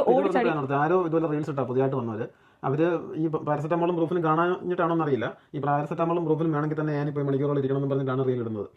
അത് കൊള്ളാം. ഒരു ആനിയനും പാരസെറ്റമോളും ഐബുപ്രൂഫിനും കൊടുക്കുന്നതല്ല എന്നാണ് എൻ്റെ അറിവ്. അത് എല്ലാ ലോക്കൽ ഷോപ്പിലും കിട്ടാനുണ്ട്. ടെസ്കോ, സെയിൻസ്ബറി, എവിടെയെങ്കിലും പോയി നോക്ക്, അവിടെ എല്ലാം മെഡിസിൻ്റെ ഒരു സെക്ഷൻ ഉണ്ട്. ഓവർ ദ കൗണ്ടർ ആയിട്ടുള്ള മെഡിക്കേഷൻസ്, അലർജിയുടെ മെഡിക്കേഷൻസ് എല്ലാം അവിടെ കിട്ടും. ഇനി അതൊന്നും പറ്റത്തില്ല, നിങ്ങൾ ഷുവർ അല്ല എന്നുണ്ടെങ്കിൽ ലോക്കൽ ഫാർമസി പോകും. അതിനാണല്ലോ ഫാർമസി എന്ന് പറഞ്ഞൊരു സാധനം വെച്ചേക്കുന്നത്. ചുമയ്ക്കകത്ത് എന്തായാലും ചുമയാണെന്ന് പറഞ്ഞാൽ അവർ അതിനുള്ള മരുന്ന് തരും. ഇതൊക്കെ ആദ്യം നമ്മൾ ട്രൈ ചെയ്ത് നോക്കിയിട്ട് വേണം ഈ ടൂർ പോകുന്ന ഒരു അർജന്റ് ട്രീറ്റ്മെന്റ് സെന്ററിലൊക്കെ പോയിരിക്കാൻ. ആദ്യം തന്നെ നിങ്ങൾ മനസ്സിലാക്കണം, അവിടെ വരുന്നവർ അവർ ട്രയാജ് ചെയ്തിട്ടാണ് എടുക്കുന്നത്. അതായത് ഏറ്റവും സീരിയസ് ആയിട്ടുള്ള കണ്ടീഷൻ ഉള്ളവരെ ആദ്യം കാണത്തുള്ളൂ. അപ്പൊ നമ്മൾ ഈ ചിലപ്പോൾ ഇല്ല ആര് എപ്പോ വന്നു 10 പേര് ചെന്ന് കഴിഞ്ഞാൽ അതിൽ 3 പേർക്ക് എമർജൻസി ഉള്ളവരുണ്ടെങ്കിൽ ആ 3 പേരെ കാണും. അത് കണ്ട് തീരുന്നതിനകത്ത് വേറെ 11-മതോ 15-മതോ വരുന്നവർക്ക് കുറച്ചുകൂടെ സീരിയസ് കണ്ടീഷൻ ഉണ്ടെങ്കിൽ അവരെയും കാണും. ചിലപ്പോൾ ഈ 4-മത് വന്ന ആളെ 20-മതോ 30-മതോ ചിലപ്പോൾ കാണും. എമർജൻസി അനുസരിച്ച് ചില കണ്ടീഷൻസിന്റെ ഇടയിൽപ്പെട്ട് ഞെരിഞ്ഞു ഏതൊക്കെ അറിയാവോ? ഫോർ എക്സാമ്പിൾ, കയ്യിലൊന്ന് കൈ മുറിഞ്ഞ് ബ്ലീഡ് ചെയ്യുന്നത്, ഒരുപാട് ബ്ലീഡിംഗ് ഒന്നും ഇല്ലെങ്കിൽ അവർ ചിലപ്പോൾ അവിടെ എത്തിയിരിക്കും. അതുപോലെ കയ്യിലും കാലിലും ഒക്കെ ചെറിയ മൈനർ ഫ്രാക്ചർ ഇഞ്ചുറി ഒക്കെ ആയിട്ട് വരുന്ന ആൾക്കാർ, അത് നല്ല വേദനയും നീരും ഉണ്ടായിരിക്കും. പക്ഷേ അങ്ങനെയുള്ള കണ്ടീഷൻസ് ഒക്കെ സത്യം പറഞ്ഞു കഴിഞ്ഞാൽ ട്രയൽ ചെയ്യുന്ന സമയത്ത് ഇവരും മറ്റേതിന്റെ ഇടയിൽപ്പെട്ട് ഞെരുങ്ങി ഇരുന്ന് പോകുന്ന ആൾക്കാരാണ്. ഇല്ലാന്ന് ഞാൻ പറയത്തില്ല. അത് പക്ഷേ ആ പോകുന്ന ആളെ സംബന്ധിച്ചിടത്തോളം അത് വേദനയുണ്ട്. പക്ഷേ അതായത് ബ്രൂഫനോ അല്ലെങ്കിൽ പാരസെറ്റാമോളോ എന്തെങ്കിലും ഇടയ്ക്ക് കൊടുക്കും പെയിന് വേണ്ടിയിട്ട്.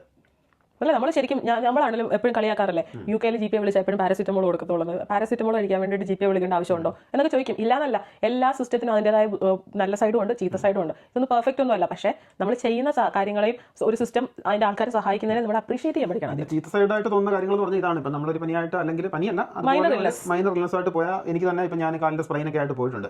ചില സമയത്ത് വെയിറ്റ് ചെയ്യേണ്ടി വന്നിട്ടുണ്ട്, കുറച്ച് നേരം വെയിറ്റ് ചെയ്യണം. പിന്നെ അത് കഴിഞ്ഞിട്ട് അവർക്ക് എക്സ്റേ വേണമെന്ന് തോന്നിയ സമയത്ത് തന്നെ എക്സ്റേ ചെയ്തു. എക്സ്റേ ചെയ്തപ്പോൾ ഫ്രാക്ചർ ഒന്നും ഇല്ലായിരുന്നു. അപ്പോൾ എനിക്ക് മറ്റേ ക്രച്ചസ് ഒക്കെ തന്നൊരു തവണ വിട്ടു. കാരണം ഇത് പിന്നെ സോഫ്റ്റ് ടിഷ്യൂ ഇഞ്ചറി ഉണ്ടായിരുന്നു. അപ്പോൾ എന്നിട്ട് അതിനുള്ള പെയിൻ കില്ലറും പിന്നെ അങ്ങനത്തെ മെഡിസിനൊക്കെ തന്നു വിട്ടു. അതുകൊണ്ട് നാട്ടിൽ പോയ നാട്ടിൽ നിന്ന് ക്രച്ചസ് വരുമോ? ക്രച്ചസ് വരണമെങ്കിൽ പൈസ കൊടുക്കണം. ആണോ? ഇവിടെ വന്നിട്ട് എല്ലാം ഫ്രീ ആയിട്ട് ചികിത്സ കിട്ടുകയും ചെയ്യും. എല്ലാം വാങ്ങിച്ചിട്ട് NHSന്റെ നെഞ്ചത്തോട്ട് കയറുന്ന സ്വഭാവം കാണിക്കുന്നത് അത്ര നല്ലതല്ല. കാരണം ഇപ്പോൾ ഞാൻ പറയില്ലേ, ഫോർ എക്സാമ്പിൾ ഒരു സ്ട്രോക്ക് വേണ്ട, പെട്ടെന്ന് നിങ്ങൾക്ക് ഒരു തല കറങ്ങി വീണു, അല്ലെങ്കിൽ വീഴാൻ പോകുന്നു, അല്ലെങ്കിൽ വീണു, കൂടെ നിൽക്കുന്ന ആളിൽ എന്ത് ചെയ്യണമെന്ന് അറിയത്തില്ല, 999 വിളിച്ച് ആംബുലൻസ് വീട്ടിൽ വന്ന ആളിനെ എടുത്തുകൊണ്ട് പോകും. കൂടെ ആരും പോണ്ട, അവിടെ ചെന്ന് ചികിത്സിച്ച് സുഖമാക്കിയ വീട്ടിൽ വിടത്തുള്ളൂ. ഇതൊക്കെ പോട്ടെ, ഹാർട്ട് അറ്റാക്ക് വന്നെന്ന് വെച്ചോ, ഹാർട്ട് അറ്റാക്ക് വന്നാൽ കൊണ്ടുപോയി അവിടെ ചെന്ന് സർജറി വേണം, അവർ തന്നെ സർജറി ചെയ്ത് അവർ തന്നെ ICUലാക്കി, അവർ തന്നെ പേഷ്യൻറ്റിനെ നടത്തി റിക്കവറിയിലാക്കി.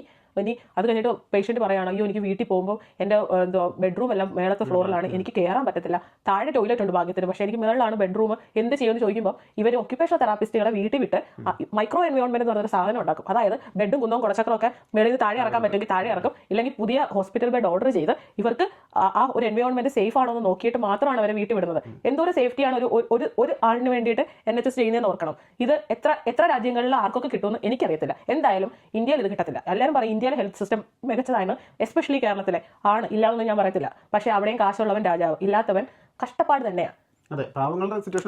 ഇവിടെ പാവങ്ങളാണേലും കാശുള്ളവനാണേലും ഒരേപോലെ കെയർ കിട്ടും. നാട്ടില് പൈസ ഉണ്ടോ രാജാവ്, ഇല്ലെങ്കിലോ നേരെ പ്രൈവറ്റിൽ പോകുന്നു. പൈസ ആവറേജ് ആൾക്കാർക്ക് തന്നെ പ്രൈവറ്റിൽ പോകാം, അതിനുള്ള പൈസ ഗവൺമെന്റ് ആശുപത്രിയിൽ വിദ്യാഭ്യാസം ഉണ്ട്. അതാണ് നമ്മുടെ കേരളത്തിന്റെ വേറൊരു വ്യത്യാസം എന്ന് പറയുന്നത്. അപ്പോൾ അതേസമയം നമ്മൾ നോർത്തിലോട്ടൊക്കെ കമ്പയർ ചെയ്യുകയാണെങ്കിൽ ഹെൽത്ത് കണ്ടീഷൻ കുറച്ചുകൂടെ മോശമാണ്. കാരണം ആൾക്കാർക്ക് കുറച്ചുകൂടെ വിദ്യാഭ്യാസ കുറവും, അപ്പോൾ ആ ഇൻഫ്രാസ്ട്രക്ചറും കാര്യങ്ങളൊക്കെ കുറവാണ്. അതായത് കുടിവെള്ളമൊക്കെ നല്ലത്, അങ്ങനെയുള്ള അറിവും കുറവാണ്. അപ്പോൾ അതുകൊണ്ട് തന്നെ ഒരുപാട് അൺഹൈജീനിക് ആയിട്ടുള്ള സിറ്റുവേഷൻ ഉണ്ട്. അതുകൊണ്ട് അസുഖങ്ങൾ കൂടുതലാണ് ഹോസ്പിറ്റലിൽ പോകുമ്പോഴും, അതുപോലത്തെ ദയനീയമായിട്ടുള്ള സിറ്റുവേഷൻ ആണ്. പക്ഷേ നമ്മുടെ നാട്ടിൽ അങ്ങനെയല്ല, ഒരുപാട് പ്രൈവറ്റ് ഹോസ്പിറ്റൽസ് ഉണ്ട്, നല്ല സിറ്റുവേഷൻ ആണ്. അപ്പോൾ അത് കാരണം കാശുള്ളവന് ഒന്നും ആ ബുദ്ധിമുട്ടില്ല. പക്ഷേ ഗവൺമെന്റ് ഹോസ്പിറ്റലിനെ ആശ്രയിക്കുന്ന സ്ഥിതി നമുക്കറിയാം. ഇപ്പോഴും ഗവൺമെന്റ് ഹോസ്പിറ്റലിൽ ഇപ്പോഴും തറയിൽ പാവിരിച്ച് കയ്യിൽ IV കൊണ്ട് കിടക്കുന്ന പേഷ്യൻസ് ഉള്ള സ്ഥലം തന്നെ IV സ്റ്റാൻഡ് അവർ തന്നെ കൈ പൊക്കി പിടിച്ച് നിൽക്കുന്ന അവസ്ഥ നമുക്കറിയാം. നമ്മുടെയൊക്കെ റിലേറ്റീവ്സ് വർക്ക് ചെയ്യുന്നുണ്ട് ഗവൺമെന്റ് ഹോസ്പിറ്റലിൽ. എന്തൊരു ബുദ്ധിമുട്ടാണെന്ന് അതാണ്. അപ്പോൾ നമ്മൾ എല്ലാം പറയുമ്പോൾ ഇവിടെ വന്നിട്ട് യുകെയിൽ ഹെൽത്ത് സിസ്റ്റം മോശമാണെന്ന് പറഞ്ഞ് ഘോരം പ്രസംഗിക്കുന്നവർ ഈ ബാക്ക്ഗ്രൗണ്ട് ഒരു ANE പോയിട്ട് ഒരു ബാഡ് എക്സ്പീരിയൻസ് ഉണ്ടായ കാര്യത്തിലാണ് ഇവർ പറയുന്നത്. ചിലപ്പോൾ ഉണ്ടാവും, ഇല്ലാന്നൊന്നും പറയത്തില്ല. പക്ഷേ എന്നും പറഞ്ഞിട്ട് ഹോൾ ഒരു സിസ്റ്റത്തിന് ഫ്രീ ആയിട്ട് എല്ലാവർക്കും സർവീസ് കൊടുക്കുന്നത് ഒരുപാടുണ്ടല്ലോ. നമ്മുടെ ANEയിലെ വെയിറ്റിംഗ് ഒക്കെ ഭയങ്കര നെഗറ്റീവാണ്. എന്ന് വെച്ചാൽ ഈ ട്രയാജ് ചെയ്യുന്നതിനുള്ള താമസങ്ങളും കാര്യങ്ങളൊക്കെ. പക്ഷേ ട്രയാജ് ചെയ്ത് കഴിയുമ്പോൾ അതൊരു എമർജൻസി ആയിട്ടുള്ള കാര്യമാണെങ്കിൽ പിന്നെ ട്രീറ്റ്മെന്റിലും ഇടപെടുന്നതാണ്. പക്ഷേ അതുവരെ എത്താൻ ചില സമയത്ത് വെയിറ്റിംഗ് ഉണ്ട്. അതായത് ഇപ്പോൾ കഴിഞ്ഞ ദിവസം തന്നെ നമ്മുടെ ഒരു ഫ്രണ്ടിന്റെ കൊച്ചിന്റെ കൂടെ ഒരു പീഡിയാട്രിക്ക് ANE പോകേണ്ട അവസ്ഥ വന്നു. അപ്പോൾ അവിടെയൊക്കെ നമ്മൾ കണ്ടു കൊച്ചു പിള്ളേർ, അതായത് പിള്ളേരൊക്കെ ചെറിയ കട്ടൊക്കെ ആയിട്ട്, അത് ചെറിയൊരു കട്ടാണ്. പക്ഷേ അതിന്റെ പേരൻസ് ഇപ്പോൾ നമ്മളാണെങ്കിൽ നമ്മുടെ കൊച്ചിന് വന്നു കഴിയുമ്പോൾ അത് നമുക്ക് ഭയങ്കര ബുദ്ധിമുട്ടാണ്. ഹോസ്പിറ്റലിൽ പോയിട്ട് പക്ഷേ അപ്പോൾ നമുക്ക് ജസ്റ്റ് സ്കിന്നേ ഉള്ളൂ. പക്ഷേ അതുകൊണ്ട് കുറച്ച് നേരം അതിന് ആ വെയിറ്റിംഗ് വരുമ്പോൾ അവർക്കുണ്ടാകുന്ന ബുദ്ധിമുട്ടല്ല നമ്മൾ പേരൻസ് എന്നുള്ളത് നമ്മളുണ്ടാകുന്ന അത് വലുത് തന്നെയാണ്. അതുപോലെ ഞാൻ അവിടെ നിന്ന് കാണുന്നുണ്ട്. അതുപോലെ ചെറിയ ചെറിയ കുഞ്ഞുങ്ങളൊക്കെ വരുമ്പോൾ ഇത്ര മാസമൊക്കെ ഉള്ളതാണെങ്കിൽ അവരെ നേരെ ട്രൈ ചെയ്ത് അനുസരിച്ചുള്ള ഇതിലേക്കാണ് പോകുന്നത്. അപ്പോൾ ആ സീരിയസ്നെസ് അനുസരിച്ചാണ് ചെയ്യുന്നത്. അപ്പോൾ അത് കാരണം ഒരുപാട് പേർക്ക് അങ്ങനെയുള്ള ബുദ്ധിമുട്ടുകളുണ്ട്. അതില്ലെന്ന് നമുക്ക് പറയാൻ പറ്റില്ല. അത് പക്ഷേ ഓരോ സ്ഥലങ്ങൾ അനുസരിച്ചിരിക്കും. ഞാൻ പറഞ്ഞില്ല, ഇപ്പം നമ്മൾ ലണ്ടൻ ആയതുകൊണ്ട് മുക്കിന് ഹോസ്പിറ്റൽ ഉണ്ട്, ഇല്ലാന്നല്ല, ഉണ്ടായിട്ടും ബുദ്ധിമുട്ട് തന്നെയാണ്. ഇച്ചിരി കൺട്രി സൈഡിലേക്ക് പോകുമ്പോൾ അതനുസരിച്ച് ഉള്ള ബുദ്ധിമുട്ടുകൾ, ഹോസ്പിറ്റലുകൾ കുറയുമ്പോൾ അതനുസരിച്ചുള്ള ബുദ്ധിമുട്ടുകളുണ്ട്, ഇല്ലാന്നൊന്നും പറയുന്നില്ല. പക്ഷേ ഇമീഡിയറ്റ് ലൈഫ് സേവിംഗ് ആയിട്ടുള്ള കാര്യത്തിൽ വരുമ്പോൾ അത് നല്ല ഹെൽപ്ഫുൾ തന്നെയാണ് എന്തായാലും. ഫോർ എക്സാമ്പിൾ നമ്മുടെ കാര്യം തന്നെ ആലോചിച്ച് നോക്കി, നമ്മുടെ 2 C-സെക്ഷൻ പാട്ടും പാടിപ്പോയി, C-സെക്ഷനും കഴിഞ്ഞ് കൊച്ചിനെയും കൊണ്ട് വീട്ടിൽ വന്നല്ലേ. ബർത്തിന്റെ മെറ്റേണ്ടി ആ കാര്യങ്ങളിലേക്ക് പറയാം. അതായത് നമ്മുടെ നാട്ടിൽ ഒരു ഭർത്താകുമ്പോൾ എങ്ങനെയാണ്, മീൻസ് പ്രൈവറ്റിനല്ലേ കൂടുതൽ ആൾക്കാർ പ്രഗ്നന്റ് ആണെന്ന് അറിയുമ്പോൾ തുടങ്ങി. ഗവൺമെന്റ് ഹോസ്പിറ്റലിൽ പോകുന്നവരില്ലാന്നല്ല, അല്ല മെജോറിറ്റി എല്ലാവരും ഇപ്പം പാക്കേജ് ഡെലിവറി ആണല്ലോ. അപ്പോൾ പ്രഗ്നന്റ് ആണെന്ന് അറിയുമ്പോൾ തുടങ്ങുന്ന ബില്ലാണ് മെഡിസിൻ, കുന്തം കുടച്ചക്രം, അത് അപ്പോയിന്റ്മെന്റ്, ഈ അപ്പോയിന്റ്മെന്റ്, മറ്റേ അപ്പോയിന്റ്മെന്റ്, 110 അപ്പോയിന്റ്മെന്റ്, സ്കാന്, എല്ലാ സാധനങ്ങളും എല്ലാത്തിനും പൈസ കൊടുക്കണ്ടേ? ഇതെല്ലാം കഴിഞ്ഞിട്ട് പോയി ഇനി ഡെലിവറി നോർമൽ അല്ല, C-സെക്ഷൻ ആണെങ്കിൽ അതിന് കാശ് കൊടുക്കണ്ടേ? ആണ്. അപ്പൊ നമ്മുടെ കാര്യം തന്നെ നോക്കാം, ഇപ്പോഴും അങ്ങനെയൊക്കെ തന്നെ, ഒരു മാറ്റമില്ല. അപ്പൊ നമ്മുടെ കാര്യം തന്നെ നോക്കാം. എന്റെ ആദ്യത്തെ ഡെലിവറി കോംപ്ലിക്കേറ്റഡ് ആയിരുന്നു. കൊച്ചിന് ഹാർട്ട് റേറ്റ് താഴ്ന്നെന്ന് പറഞ്ഞാൽ അവർ നോർമൽ ഡെലിവറി പകുതി നിർത്തിയേച്ച് കൊണ്ടുപോയി ഇമീഡിയറ്റ് ആയിട്ട് C-സെക്ഷൻ ചെയ്തതാ. അത് അങ്ങനെ എമർജൻസി C-സെക്ഷൻ ചെയ്തതാ. അപ്പോൾ അങ്ങനെയുള്ള ഒരു സിറ്റുവേഷനിലാണെങ്കിൽ നമ്മുടെ നാട്ടിലാണെങ്കിൽ കുഞ്ഞിനെ കൊണ്ടുപോയി ICU വെക്കും. ഇവിടെ അതൊന്നും ചെയ്തില്ല. അവർ കൊച്ചിന് നമ്മുടെ തന്നെ വന്നിട്ട് പറഞ്ഞു അവരെ ഒബ്സർവ് ചെയ്യുക, കൊച്ചിന് കുഴപ്പമൊന്നുമില്ല. പക്ഷേ നാട്ടിലാണെങ്കിൽ ICU വെച്ചിട്ട് അതിന്റെ കാശ് കൂടെ വാങ്ങിക്കും. എന്നിട്ട് രണ്ടാമത്തെ ദിവസം നമ്മൾ ആദ്യത്തെ അപ്പോയിന്റ്മെന്റ് പോകുമ്പോൾ തൊട്ട് ഓരോന്നിനും നമ്മൾ പേ ചെയ്യണം. ഇവിടെ ഒന്നുമില്ല, പാട്ട് പാടി പോകാനും മെഡിക്കേഷൻ കാര്യങ്ങളും ഒക്കെ പേ ചെയ്യണം തോന്നുന്നു. ചെറിയ സ്കാനും ഒക്കെ പേ ചെയ്യേണ്ടി വരും, ചെറിയ എമൗണ്ട് പേ ചെയ്യണം. ഇവിടെ എല്ലാം ഫ്രീ ആണ്. ഇപ്പോൾ ഒരു സ്കാൻ ചെയ്ത് എന്തെങ്കിലും ഒരു ചെറിയ ഒരു കോംപ്ലിക്കേഷൻ അല്ലെങ്കിൽ, അതായത് ഇവർക്കൊരു എന്താ പറയുക, ഒരു ഫോർ എക്സാമ്പിൾ ഡയബറ്റീസ് ഉണ്ടെന്ന് വെച്ചോ, ഓരോന്നോരോ പ്രോട്ടോകോൾ ഉണ്ട്. അപ്പോൾ അതിന് സ്കാൻ ആണ്. അപ്പോൾ കൊച്ചിന്റെ ഗ്രോത്തിനകത്ത് അവർക്ക് എന്തെങ്കിലും ഇതുണ്ടെങ്കിൽ അവർ എല്ലാ മാസവും കണ്ടിന്യൂസ് ആയിട്ട് കുറച്ച് സ്കാൻ ആയിരിക്കും. അപ്പോൾ അങ്ങനെ അവർ അതിന്റെ ആവശ്യം അനുസരിച്ച് സ്കാനുകളും കാര്യങ്ങളും എല്ലാം ചെയ്യും. പിന്നെ സിസേറിയൻ ആണെങ്കിൽ സിസേറിയൻ, നോർമൽ ആണെങ്കിൽ നോർമൽ, അതിന്റെ എല്ലാ കാര്യങ്ങളും ഫ്രീ ആണ്. പിന്നെ അതുപോലെ ആ സമയത്ത് ഡെന്റൽ അല്ലേ, പ്രഗ്നന്റ് ആകുമ്പോൾ തൊട്ട് ഡെന്റൽ സർവീസ് ഫ്രീ ആണ്. പിന്നെ കൊച്ചിന് 1 വയസ്സാവുന്ന വരെ കണ്ടല്ലേ, കൊച്ചിന് 1 വയസ്സാവുന്ന വരെ അമ്മയ്ക്ക്, കൊച്ചിന് 18 വയസ്സ് വരെ ഡെന്റൽ ഫ്രീ ആണ്. അതായത് ഇവിടുത്തെ UK പിള്ളേർക്ക് 18 വയസ്സ് വരെ ഡെന്റൽ കെയർ ഫ്രീ ആണ്. അതായത് ഇടയ്ക്കിടയ്ക്ക് റെഗുലർ ചെക്കപ്പ്, പിന്നെ അതിന് വേണ്ട എന്തെങ്കിലും ട്രീറ്റ്മെന്റ് വേണമെങ്കിൽ അങ്ങനെ എല്ലാ കാര്യങ്ങളും ഫ്രീ ആണ്. അപ്പോൾ നമ്മൾ വീട്ടിൽ പോയി കെയർ കൊടുക്കുന്നതായിരിക്കും മുമ്പേ പറഞ്ഞല്ലോ. അതായത് കീ സൈഫിൽ നിന്ന് കീ എടുത്ത് വീട്ടിൽ വന്നിട്ട് ഡിസ്ട്രിക്ട് നഴ്സ് വരുന്നു. അപ്പോൾ അതൊക്കെ കമ്മ്യൂണിറ്റി സർവീസസ് വരുന്നില്ല. അപ്പോൾ ഈ കമ്മ്യൂണിറ്റി സർവീസസ് എന്ന് പറഞ്ഞാൽ എന്താണ്, അതിൽ എന്തൊക്കെ ഉണ്ടെന്ന് ഈ പറയുന്നത്? സത്യം പറഞ്ഞു കഴിഞ്ഞാൽ കമ്മ്യൂണിറ്റി സർവീസിൽ ഇല്ലാത്തതായിട്ടൊന്നുമില്ല. ഓരോ ഏജ് ഗ്രൂപ്പ് അനുസരിച്ച് കമ്മ്യൂണിറ്റി സർവീസ് ഉണ്ട്. അതായത് ഫോർ എക്സാമ്പിൾ ബർത്ത്, ഇപ്പം നമ്മൾ ഡിസൈഡ് ചെയ്യുവാണെങ്കിൽ ഞാൻ വീട്ടിലെ പ്രസവിക്കുന്നുള്ളൂ, അങ്ങനത്തെ ഫെസിലിറ്റി ഉണ്ട് ഇവിടെ. വീട്ടിൽ ഡെലിവറി ചെയ്യാം. അതല്ല ഹോസ്പിറ്റലിൽ പോയാണെങ്കിലും നോർമൽ ആണെങ്കിലും C-സെക്ഷൻ ആണെങ്കിലും നമ്മൾ ഡിസ്ചാർജ് ചെയ്ത് വന്ന് എനിക്ക് 3ാമത്തെ ദിവസം ആകുമ്പോഴത്തേക്ക് ഹെൽത്ത് വിസിറ്റേഴ്സ് വീട്ടിൽ വരും. വീട്ടിൽ വന്ന് കുഞ്ഞിനെ നോക്കും. അവർ ട്രെയിൻഡ് മിഡ് വൈഫ് പോലെയാണ്. അവർ പഠിച്ചതാണ്, 4 വർഷമോ നിങ്ങൾ പഠിച്ചവരാ. അവർ മിഡ് വൈഫ് തന്നെ. അവർ വീട്ടിൽ വന്നിട്ട് ഇത് സ്റ്റിച്ച് നോക്കും, വൂണ്ട് നോക്കും, കുഞ്ഞിനെ നോക്കും, എന്നിട്ട് അവരെ നമ്പർ നോക്കും, സാഹചര്യങ്ങൾ നോക്കും, കുഞ്ഞിനെ നമ്മൾ കുളിപ്പിക്കുന്നത് അല്ലെ എവിടെയാണ്, അവിടെയാണ്, ഇതാണ് എല്ലാം കറക്റ്റായ രീതിയിലാണോ എല്ലാം നടക്കുന്നത്, അതായത് നമുക്ക് ആ പേരൻസിന് അറിയാമോ എന്നൊക്കെയുള്ള കാര്യങ്ങൾ ഫുള്ള് ചെക്ക് ചെയ്തിട്ടാണ് അവർ പോകുന്നത്. അല്ലെങ്കിൽ എന്തെങ്കിലും ആവശ്യം ഉണ്ടെങ്കിൽ അപ്പോൾ അതിന്റെ ഭാഗമായിട്ട് അന്നേരം ഒരു അപ്പോയിന്റ്മെന്റ് വേണമെങ്കിൽ അവർക്ക് അന്നേരം അത് ബുക്ക് ചെയ്യാൻ പറ്റും. ഇപ്പോൾ നമ്മുടെ ഒരു ഫ്രണ്ടിന്റെ ഇതുപോലെ പുള്ളിക്കാരിക്ക് ഉണ്ടായിട്ട് വന്നപ്പോഴാണ് അവർ പറഞ്ഞത് പുള്ളിക്കാരിക്ക് എന്തോ ഒരു ബുദ്ധിമുട്ടുണ്ടായിരുന്നു. അപ്പോൾ അതിന് വേണ്ടിയിട്ട് അപ്പം തന്നെ അവർ GP അവർ നേരിട്ട് പോയി GP പോയി അപ്പോയിന്റ്മെന്റ് അറേഞ്ച് ചെയ്തിട്ട്, GPയുടെ കോൺടാക്ട് എന്തോ അവരില്ലായിരുന്നു, വിളിച്ചിട്ട് കിട്ടിയില്ല. അപ്പോൾ നേരിട്ട് പോയിട്ട് അപ്പോയിന്റ്മെന്റ് എടുത്ത് അന്ന് തന്നെ ആ കാര്യം ഇത് ഡയഗ്നോസിസ് ചെയ്യാനുള്ള ഒരു അവസ്ഥയിലേക്ക് അവർ ഉണ്ടാക്കി. അപ്പോൾ അങ്ങനത്തെ ഒരു അത് മാത്രമല്ല അവർ നമുക്ക് നമ്പർ തന്നിട്ട് പോവുകയും ചെയ്യും. ഇത്രയും ടൈം ഗ്യാപ്പിൽ എന്ത് ഡൗട്ട് ഉണ്ടെങ്കിലും അവരെ കോൺടാക്ട് ചെയ്യാന്ന് പറഞ്ഞിട്ട് നമുക്ക് അവരാണ് പിന്നെ ഫസ്റ്റ് ലൈൻ ഓഫ് കോൺടാക്ട്. അതല്ലെങ്കിൽ എന്തെങ്കിലും പ്രശ്നങ്ങളുണ്ടെങ്കിൽ കുഞ്ഞിനെ നമ്മളിപ്പം ജനിച്ചു കൊണ്ടുവന്ന കുഞ്ഞിനെ ഇവിടെ രജിസ്റ്റർ ചെയ്തില്ല എന്നുള്ള ഒരു പ്രശ്നമുണ്ട്, കുഞ്ഞുങ്ങൾ കരയുന്നു എന്നൊക്കെ ഉള്ള എന്തെങ്കിലും പ്രശ്നം ഉണ്ടെങ്കിൽ ഈ കുഞ്ഞ് മിഡ് വൈഫിന്റെ അണ്ടറിൽ, അതായത് ആ ഹോസ്പിറ്റലിൽ 28 ദിവസം അവർ ആ കുഞ്ഞ് ആ മിഡ് വൈഫിന്റെ അവിടെ തന്നെയാണ്, അവിടുന്ന് ഡിസ്ചാർജ് ആയിട്ടില്ല. അപ്പോൾ എന്തെങ്കിലും പ്രോബ്ലം ഉണ്ടെങ്കിൽ നിങ്ങൾ നേരെ മെറ്റേണിറ്റി ട്രയാജില്ലേ അവിടെ വിളിച്ചാൽ മതി. കാരണം ആ കൊച്ചി ഇപ്പോഴും അവർ അണ്ടറിലായിരിക്കും. അല്ലെങ്കിൽ കുഞ്ഞിന്റെ അമ്മയുടെ GP ആരാണോ അവരെ കോൺടാക്ട് ചെയ്യുക. കാരണം ഡെലിവറി കഴിഞ്ഞിട്ട് ആ GPയിൽ രജിസ്ട്രേഷൻ ആയിട്ടില്ലെങ്കിലും ആ GP ഹെൽപ്പ് ചെയ്യേണ്ടതാണ്. കാരണം അമ്മ ആ GPയിൽ രജിസ്റ്റേർഡ് ആണ്. അപ്പോൾ ഒരു ന്യൂ ബോണുമായിട്ട് വീട്ടിൽ വന്നിട്ട് അയ്യോ കുഞ്ഞ് നിർത്താതെ കരയുന്നല്ലോ എന്തോ ചെയ്യുന്നു പറഞ്ഞാൽ ANDയിലോട്ട് എടുത്തുകൊണ്ട് പോകേണ്ട ആവശ്യമില്ല. അവിടെ ചെന്ന് ഇൻഫെക്ഷൻ പിടിപ്പിക്കേണ്ട ആവശ്യമൊന്നുമില്ല. നിങ്ങൾക്ക് കൺസേൺ ഉണ്ടെങ്കിൽ ആദ്യം വിളിക്കേണ്ടത് മെറ്റേണിറ്റി ട്രയാജിലാണ്. അവിടെ വിളിച്ചിട്ട് കാര്യം പറയാം. അവർ ഒരു മെജോറിറ്റി മിഡ് വൈഫ്സും ഭയങ്കര ഹെൽപ്ഫുൾ ആയിരിക്കും, അവർ സഹായിക്കും. ഇല്ലെന്നുണ്ടെങ്കിൽ നിങ്ങളുടെ GPയിൽ തന്നെ വിളിക്കുക. പിന്നെ ഏറ്റവും പെട്ടെന്ന് എപ്പോഴാണ് രജിസ്റ്റർ ചെയ്യാൻ പറ്റുന്നത് ആ കുഞ്ഞിനെ അത്രയും പെട്ടെന്ന് രജിസ്റ്റർ ചെയ്യുക, അത് അത്രയും നല്ലത്. പിന്നെ ഈ ഹെൽത്ത് വിസിറ്റേഴ്സ് ഉണ്ട്, അവരുടെ നമ്പർ അവർ തന്നിട്ട് പോകും, അവരെ വിളിക്കുക. അങ്ങനെ നമുക്ക് ഒരുപാട് സഹായങ്ങൾ ഉണ്ട്. ശരിക്കും പറഞ്ഞാൽ എനിക്ക് തോന്നുന്നു നമ്മുടെ മലയാളികളുടെ സഹജമായ ഒരു പ്രശ്നമാണ്, നമ്മളൊരു സ്ഥലത്ത് പോയാലോ ഒരു പുതിയ ജോലിക്ക് കയറിയാലോ നമ്മൾ അറിയത്തില്ല, ഒരു പോളിസിയും നമ്മൾ വായിക്കത്തില്ല, നമ്മളൊന്നും വായിക്കത്തില്ല, നമ്മളൊന്നും ചോദിക്കത്തില്ല, നമുക്കൊന്നും അറിയാൻ വേണ്ട. ഇവർക്ക് ഈ ഒരു സാഹചര്യം വന്നാലേ കുറെ പേർക്ക് അറിയത്തുള്ളൂ. വന്ന് കൊണ്ട് പഠിക്കുന്ന ടീംസാണ് എന്ന് പറയുമ്പോൾ അവര് ഈ ഡിസ്ട്രിക്ട് നഴ്സസിന്റെയോ അല്ലെങ്കിൽ ഈ പറഞ്ഞ ഒരു കെയറുകളും യൂസ് ചെയ്യേണ്ടതോ അല്ലെങ്കിൽ കുറിച്ച് വന്നിട്ടില്ല. അതാ പറഞ്ഞത്, മറ്റേ ഞാൻ പറയില്ല, മറ്റേ നമ്മുടെ കേരളത്തിൽ നിന്ന് വന്ന എന്താ യൂട്യൂബർ ഇവിടെ പുള്ളിനെ മോശമല്ല, പുള്ളിനെ വിമർശിച്ചവരെ അമ്മാവൻ വൈബ് എന്ന് പറയുണ്ടായി. ഇപ്പോൾ എന്നെ അമ്മാവി വൈബ് എന്ന് പറഞ്ഞാൽ എനിക്കൊന്നും തോന്നത്തില്ല. കാരണം എന്ന് പറഞ്ഞു കഴിഞ്ഞാൽ ഞാൻ 10 വർഷത്തിൽ കൂടുതൽ ഈ രാജ്യത്ത് നിന്ന് ഈ രാജ്യത്തെ health care system inside out ഉപയോഗിക്കുകയും കുടിക്കുകയും ചെയ്ത ഒരാളാണ്. അതുകൊണ്ട് എന്നെ ഇപ്പോൾ അമ്മാവി വൈബ് എന്ന് വിളിച്ചാൽ എനിക്കൊന്നും തോന്നത്തില്ല. കാരണം എനിക്ക് അറിയാം എന്താണ് സാധനം. അതായത് നമ്മൾ എന്തൊക്കെ കാര്യങ്ങൾ കൊടുക്കുന്നുണ്ടെന്ന് അറിയാം. അതായത് 90% അതായത് ആർക്കും ചെയ്യാൻ പറ്റാതെ നമ്മുടെ നാട്ടുമായിട്ട് കമ്പയർ ചെയ്യുവാണെങ്കിൽ ചെയ്യാൻ പറ്റാത്ത കാര്യങ്ങൾ ചെയ്യുന്നുണ്ട്. പക്ഷേ 10% വളരെ മോശവുമാണ് നാട്ടിലായിട്ട് കമ്പയർ ചെയ്യുമ്പോൾ. അതാണ് ശരിക്കും സംഭവിക്കുന്നത്. ഇപ്പോൾ ചെറിയൊരു കാര്യത്തിനും എനിക്ക് ഭയങ്കര വയറുവേദനയുണ്ട്. അപ്പോൾ എനിക്ക് നേരെ ഇപ്പോൾ നാട്ടിലാണെങ്കിൽ ഞാൻ വേഗം പോയിട്ട് ഒരു പ്രൈവറ്റ് ഹോസ്പിറ്റലിന്റെ ANL ചെന്നിട്ട് പറയുകയാണ് എനിക്ക് ഭയങ്കര വയറുവേദന, ഒരു സ്കാൻ എടുക്കാവോ എന്ന് ചോദിച്ചാൽ അവരെടുത്ത് തരും. അല്ലെങ്കിൽ പോട്ടെ അവിടുത്തെ സ്കാനിങ് സെന്ററിൽ പോയി പറഞ്ഞാലും അവർ സ്കാൻ എടുത്ത് തരും. പക്ഷേ പ്രൈവറ്റ് ഉണ്ട് 150 പൗണ്ട് കൊടുക്കണം. 150 പൗണ്ട് കൊടുക്കാമെങ്കിൽ അന്ന് തന്നെ സ്കാൻ കിട്ടും. ഇപ്പൊ നിങ്ങൾക്ക് എന്തെങ്കിലും പ്രശ്നമുണ്ട്, അതായത് മെറ്റേണിറ്റിയിലായിട്ട് എന്തെങ്കിലും പ്രശ്നമുണ്ട്, നിങ്ങൾക്ക് ഭയങ്കര കൺസേൺ ആണ്, കുഞ്ഞിന്റെ മൂവ്മെന്റ് എന്തെങ്കിലും നിങ്ങൾക്ക് മിഡ് വൈഫിന്റെ അടുത്ത് പോകാൻ പറ്റുന്നില്ലെന്നോ, നിങ്ങൾക്ക് സ്കാൻ എടുക്കണോ, സെയിം ഡേ സ്കാൻ ചെയ്ത് റിപ്പോർട്ട് കിട്ടും. 150 പൗണ്ട് കൊടുത്താൽ മതി. പക്ഷെ അത് കൊടുക്കുമോ നിങ്ങൾ? ഇല്ല. അതുപോലെയാണ് ഇതുപോലെ നോൺ എമർജൻസി ആയിട്ടുള്ള സർജറി നാട്ടിൽ 1000 രൂപ കൊടുക്കേണ്ടടുത്ത് ഇവിടെ 150 കൊടുക്കും. അത് രാജ്യത്തിന്റെ സ്റ്റാൻഡേർഡും രാജ്യത്തിന്റെ INR കോസ്റ്റ് ഓഫ് ലിവിംഗ് തമ്മിൽ വ്യത്യാസം ഉണ്ടാവും. സാലറി കിട്ടിയാൽ എന്തോരം നമ്മൾ ഉപയോഗിക്കുന്നുണ്ടെന്നുള്ള എല്ലാവർക്കും അറിയാം, ഇവിടെ ഉള്ളവർക്ക് അറിയാം.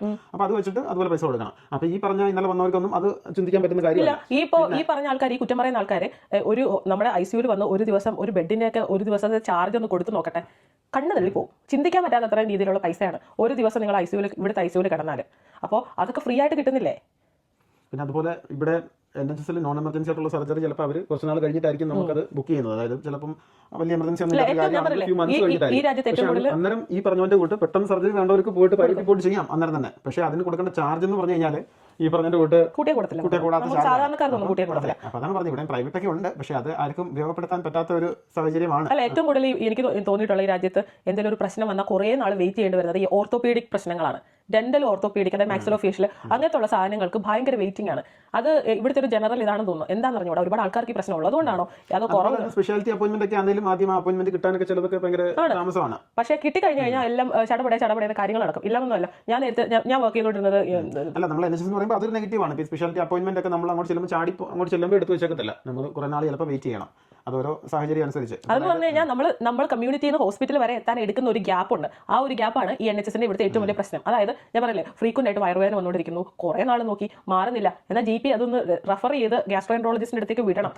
ആ ഒരു സമയം അവിടെ ചെന്ന് അതെല്ലാം ഒന്ന് വർക്കൗട്ട് ആയി നമുക്കൊരു ഫസ്റ്റ് അപ്പോയിന്റ്മെന്റ് കിട്ടുന്ന വരെയുള്ള ആ ഒരു ടൈം ഗ്യാപ്പാണ് നമ്മുടെ ഈ കാത്തിരിപ്പ്. അത് ശരിക്കും പറഞ്ഞാൽ മോശം തന്നെയാണ്. ഇല്ലാന്നൊന്നുമല്ല, നമ്മൾ കമ്മ്യൂണിറ്റിയിൽ നിന്ന് ഹോസ്പിറ്റൽ വരെ നമുക്ക് വോക്കിൻ ചെയ്യാം, ഡയഗ്നോസ് ചെയ്താൽ നമുക്ക് തീരുമാനിക്കാം ഗവൺമെന്റ് ട്രീറ്റ്മെന്റ് ചെയ്യണോ അല്ലെങ്കിൽ പ്രൈവറ്റ് ചെയ്യണോ, ഏത് ലെവലിൽ ചെയ്യണോ നമുക്ക് തീരുമാനിക്കാം. പക്ഷേ ആ ഒരു കാര്യം പെട്ടെന്ന് നടക്കും. അത് വളരെ യൂസ്ഫുൾ ആയിട്ടുള്ള കാര്യമാണ്. അതിവിടെ എല്ലാത്തിനും ഇല്ല.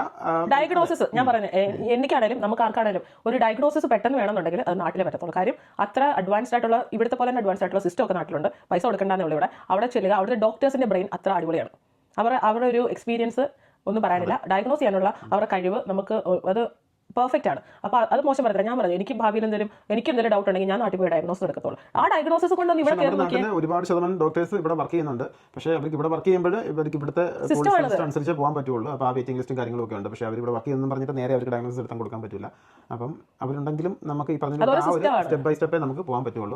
വെയിറ്റിംഗ് ലിസ്റ്റ് അത്ര ഉണ്ടായതുകൊണ്ട് നാട്ടിലെ ഡയഗ്നോസിസും കൊണ്ട് ഇവിടെ വന്നു കഴിഞ്ഞാൽ നമുക്ക് ട്രീറ്റ്മെന്റ് പെട്ടെന്ന് കിട്ടും. അതാണ് വ്യത്യാസം. മനസ്സിലായി? ഇപ്പോൾ ക്യാൻസർ ആർക്ക് എപ്പോൾ വേണമെങ്കിലും വരാൻ ഒരു സാധനം. ഇപ്പോൾ നമുക്ക് ഡൗട്ട് ഉണ്ട്, നമ്മൾ നാട്ടിൽ ഇവിടെ വെയിറ്റ് ചെയ്യുന്ന അപ്പോയിന്റ്മെന്റ് കിട്ടുന്നില്ല, നാട്ടിൽ പോയിട്ട് അത് ഡയഗ്നോസ് ചെയ്ത് ഇവിടെ കൊണ്ടുവന്ന് കൊടുത്തു നോക്കിയേ, പിന്നെ എല്ലാം ചടപടേനായിരിക്കും.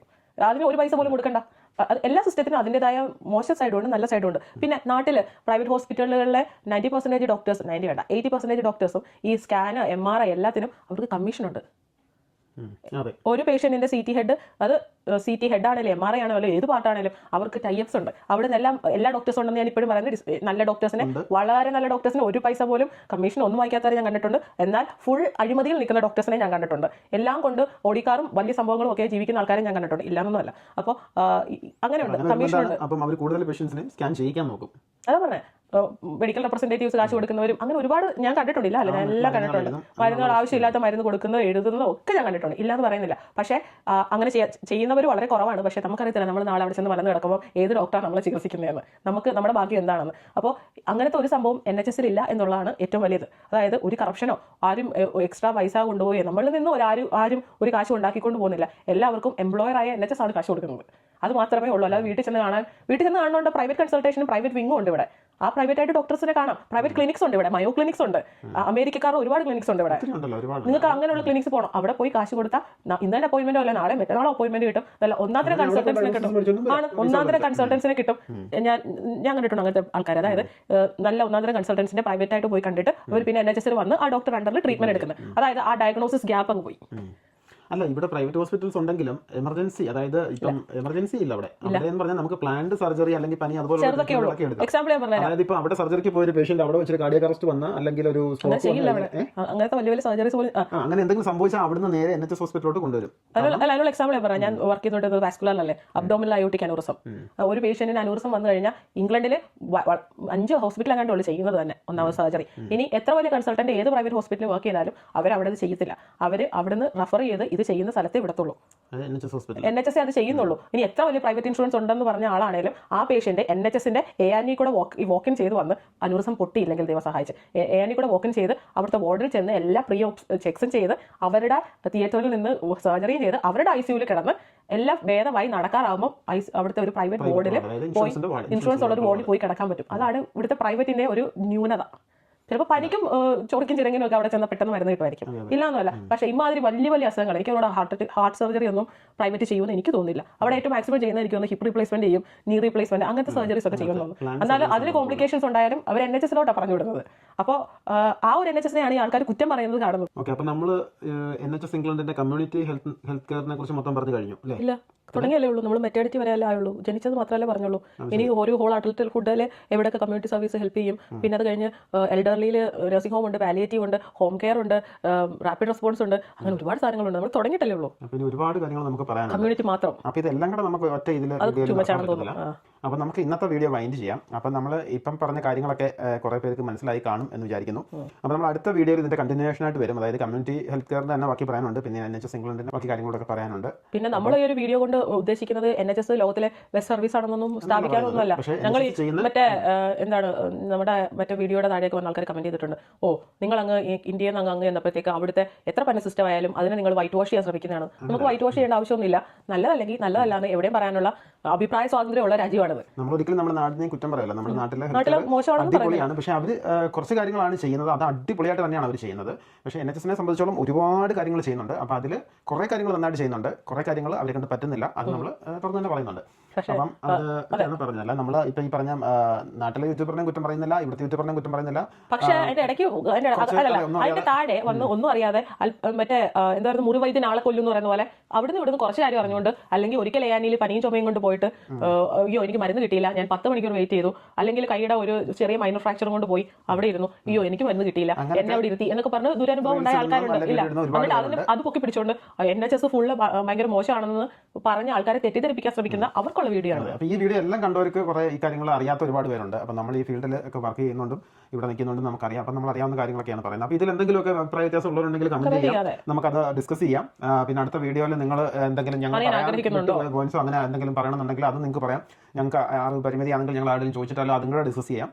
അപ്പം നമ്മുടെ വീഡിയോ ഇഷ്ടപ്പെട്ടെങ്കിൽ അതൊന്ന് ലൈക്ക് ചെയ്യുക, ഫ്രണ്ട്സിനൊക്കെ ഒന്ന് ഷെയർ ചെയ്യുക. അപ്പം thanks for watching. Thank you, by.